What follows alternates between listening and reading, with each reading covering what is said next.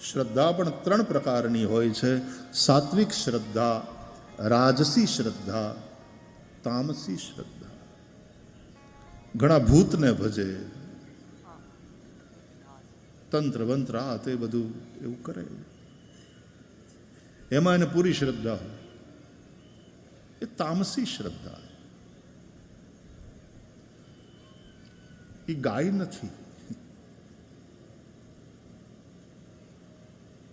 ભેં હોય, બકરી હોય, ગાય નથી. ગાય કોને કહેવાય? સાત્વિક શ્રદ્ધા હોય તો ગાય. સાત્વિક શ્રદ્ધા ધેનુ સુહાય.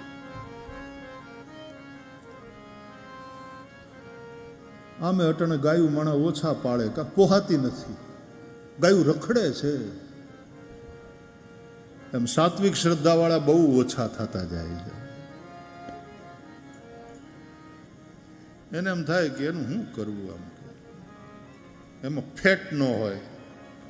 ડેરીમાં દૂધ ભરવા જાઓ, પૈસા બહુ આવે નહીં, એના ફેટ ઓછી હોય.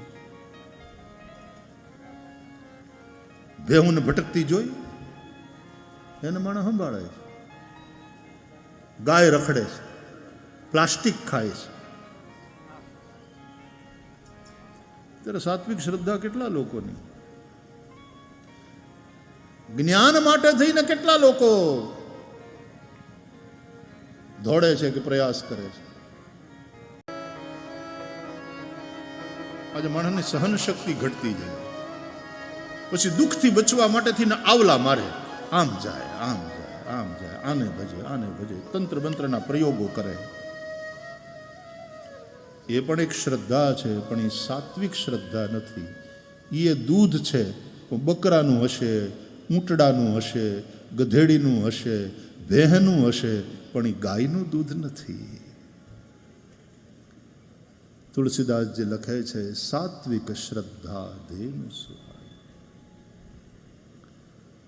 સાત્વિક શ્રદ્ધા એ ગાય છે. ગાય પૂજાય છે, બીજા બધા પ્રાણી વપરાય છે, ગાય પૂજાય છે. ગાયમાં 33 કરોડ દેવતાઓનો વાસ છે. ગાયના ગોબરમાં, ગોમયમાં લક્ષ્મીજી વસે છે. સાત્વિક શ્રદ્ધા ધેનુ સુહાય.